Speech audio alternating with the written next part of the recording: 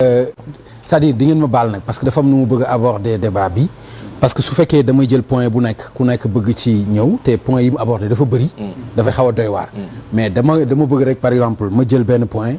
jagleel ko Talla par exemple li président de la République wax ci avant projet bi par exemple initiative yi mu ci jël ci wàllu CENI bi ci wàllu bulletin unique bi ci yu bëri ak aussi taxawaay bi nga xam ne aussi proposition de loi bi ñëw na ci ba ci ñëw ci urgence moom ni mu ko ñàkk a rafetloo ak ni mu ko abordé moom nga ñëw ci bu fekkee am na ku ci bëgg a wax aussi mu wax ci en attendant ma jël beneen point aussi jagleel ko Elimane su ma ko deful rek mën nañ fii xaw a yàgg point boobu Talla noo ko déggee ak le président de la République. li ma bëgg njëkk wax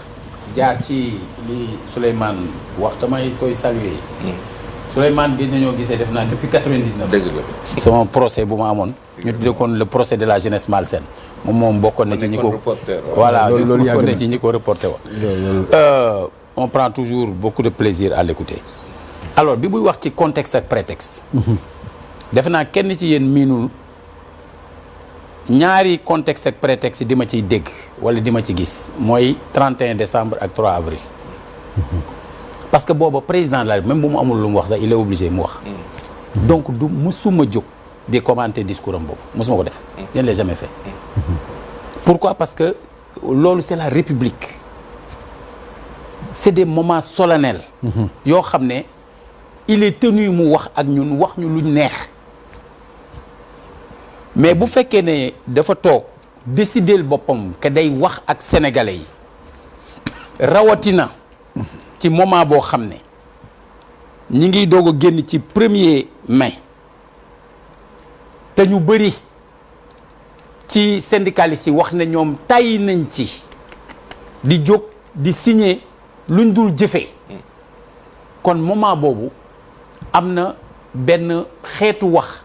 boo xam ne nit ñi mën nañ ko gën a xaar waaye comme yow yaay diriger débat bi effectivement du ñàkk yenn aspects yi dina am ñoo ko jagleel maintenant ci li nga indi yàlla moo dogal vraiment l'excellent maître Tine ñu bokkoon commission ci dialogue politique bi daaw réforme des institutions ñun ñoo ko bokkoon jamono boobu ñu bëri bëgguñu dem man maa njëkk a bind lettre président Macky Sall ne ko da nga war a wax say nit ñu ñëw ci waxtaan bi ngir da nga ko daan woote ñii ko woote tey di bañ nga leen di wax da ngeen war a ñëw parce que fii lañ koy lijjante donc ñu bëri dem ma bokk si ñi dem moom mi yàlla dogal ñu bokkoon commission c'est la seule commission sax boo xam ne waxtaanoon nañ ba am 100% de points d'accord c'est la seule commission te boobu c'est les mêmes organisations politiques les mêmes partis qui étaient représentés ñi nekkoon ci yeneen commission yi ñoo am ay représentants foofu mais méthode bi la nañ doon waxtaanee la dañ doon dégloonte di waxtaan président commission ba joué na ci rôle bu am solo mooy Amène Ndiaye professeur Amène Ndiaye moom mi bokk na ci ñuy joué rôle boobu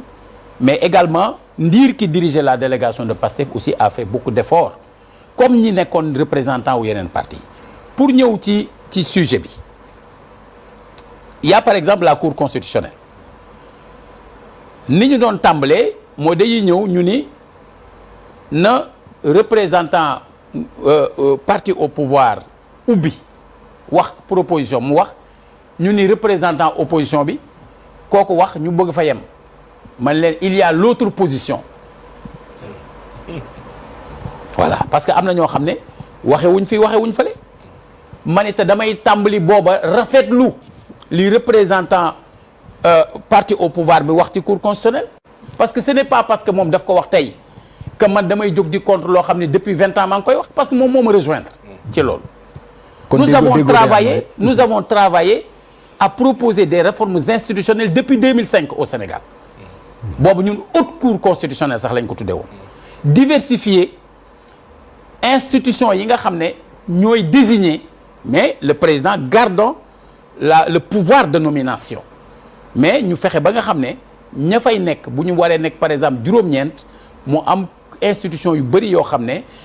lu mel ne assemblée nationale lu mel ne l'université et cetera ñoo xam ne dinañu les vraiment lépp loo xam dafa jëm ci liggéeyu justice ñooña am ñoo xam ñoom dañ leen di désigner président bi nommé leen loola dañ ko waxtaanee ca biir commission ba nit ñi ñëw ba am luñ ci d'accord ñu wëlbatiku ba ñuy discuter ci wàllu CENI lii nekkoon laloon yëf bi dafa bëri orgueil bu ci nekk mooy ki nga xam ne Sénat la mas a am muy commission électorale nationale autonome arc-bouté wu ci ñii doog a ñëw jàpp ne bu ñu fi bàyyee autonome bi ñoom day mel ne indiwuñ dara donte même contenu bi d'accord nañ ci ne dafa war a évoluer mais ñeneen ñi jàpp ne bu ñu waxee commission électorale nationale indépendante c'est un recul puisque dafa mel ne dañuy dem toppi ñoo xam ne ñooñu ay échec dañ ko doon am ci seen CENI yooyu alors que ñun nous avons réussi alors que ñun nous avons réussi fii des alternances yu am ba ci ñoom ñii ñu ñëw si nguur avec dispositif boobu j'étais allé jusqu'à leur proposer nañu dindi A bi dindi I bi ñu am une commission électorale nationale puisque d'accord nañ ci contenu bi voilà ñeen ñi ne leen nañ fexe ba ay partis yi du ñu ñëw foofu di gàllankoor réew mi nag mais il est essentiel aussi de préciser que pour que commission électorale boobu mën a jouer rôle am il faut que encourage bi ci constitution bi leer ba mu mën a am autonomie financière bi ci war mais il faut éviter d'aller à l'aventure en se privant de l'expérience bi ñu am au niveau vraiment de l'administration territoriale du Sénégal parce que suñu xëyee suba bëgg a indi yu bees ci côté boobu am na nu muy demee mu jural ñu ay giraawaale yoo xam ne dañuy delluwaat ci ginnaaw lu sore donc waxtaan bu laajaat waxtaan la heureusement ñu tuddee ko avant projet leneen la ci topp mooy naka nga mën a jógee di wuy ci ne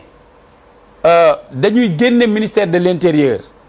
ci gestion wu élection yi au même moment nga dooleel ko ci affaire parti politique ci anam boo xam ne dañu ne léegi dañuy def enquête de moralité mais quelle est la moralité de l'homme politique bi mu war a am boo xam ne c'est un ministre de l'intérieur avec son pouvoir discrétionnaire moom moo koy décider ndax valable na ou valable loolu c'est un problème c'est-à-dire que dafa am loo xamante ni dafa méngoowul moment bi nga xamante ni yow nee nga nit ñi toujours dañuy suspecter le ministère de l'intérieur ba mënatuñ koo dénk élection nga dénk ko ne léegi moom mooy tànn nu mu ko neexee parti politique il y a la liberté d'association qui doit rester intangible maintenant la participation à des élections source de dépenses publiques peut et doit être conditionnée nous avons été parmi les premiers à proposer depuis 2005 que ñu def parrainage mais te boobu yor nañ parti te kenn laajul woon parrainage parti mais parce que waxuñu pour suñu bopp dañ koy wax pour loo xam ne moo gën mais pour que avant projet yooyu ak li nga xam ne bëgg nañ koo réviser mu mën a am njariñ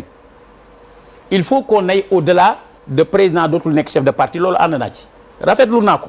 bravo monsieur le président parce que xeex naa ci ba def ci kaso juróom benn weer ci loolu kon loolu avancé bu am solo la pour de mon point de vue mais mode de scrutin suñu problème essentiel c'est ces majorités mécaniques moom mi jour bu dàqee Sonko suba c'est la guerre puisque xëccoo boobu ci biir assemblée ci ngay comprendre Pape Ngagne pourquoi il réaffirme son ancrage dans le PASTEF c'est-à-dire loolu dafay préfigurer bataille parlementaire yiy ñëw bi mu amee problème entre le président Wade et le président Idrissa Seck boobu premier ministre la woon Idrissa waxoon ne mooy l'actionnaire majoritaire au niveau du PDS moo jiite woon la liste Sopi jàpp ne moom ay nitam yi moom lañ àndal ñu ni les frondeurs Wade lu mu def da leen dàq dafa ni parce que da ngeen wàcc yoonu parti bi mais donc ëllëg quand le président de la République réaffirme son ancrage dans le PASTEF un député bu ñu falee ci liste PASTEF bu soutenir une initiative du président de la République mën nga ko dàq nga dem si yoon yooyu moo lay won ni la am na luy ñëw donc loo xamante ni il faut nit ñi préparer wu ci mais pour ñu mettre un terme au phénomène majoritaire il faut ñu changer le mode de scrutin et proportionnel ak majorité c'est-à-dire il faut un scrutin uninominal à 2 tours nga xam ne kenn dootul tànn Ablaye Tine lu mu baax il ferait un excellent député parce que xam ne li ñuy waxtaan loolu c'est clair quelle que soit position bu muy am mais su fekkee dañ ko war a bind ci liste bind ko numéro 3 mu élu avant les élections mais attends bu demee foofu ki ko bind numéro 3 la fay nekkal loolu moo c'est clair et pourtant la constitution nee na tout mandat impératif est nul mais kenn toppul loolu lan la ñuy topp li parti bi wax la ñuy def ki la fi indi lam la wax ngay def bu boobaa tant que ñi ngi ci loolu askanu Sénégal fële leen koy fàtte bu ëllëgee bataille politique bi waral moment bi ñu war a discuter des problèmes des Sénégalais ñu war a jël passer plus de temps pour parler justement de cette configuration politique moo lay won ni la bu ëllëgee on va utiliser les institutions du Sénégal nekk ci guerre boo xam ne c'est-à-dire foofu ñu jëmee mais maanaam ndox amu fa jour bu ñu demee nag ba nga xam ne tey jii coalition bu mu mënti doon circonscription électorale bii ka nga fa am yow comme nit même bu dee bokku leen gis-gis ci biir parti bi yow da ngaa bëgg a topp nit ki kee bëgg a topp projet bi mais mu leer la ni kii ci gox bi moom la ñu gën a bàyyi xel soo ko tànnul doo fa am député c'est ça. te su demee assemblée nationale di nelaw Pape Ngagne waa goxam bi xam nañ ni moment bi seen problème kenn mënu ko wax d'accord parce que kenn rek ko xam te demul léegi Talla man dinaa ci laaj benn question rek après nga baal ma ñëw ci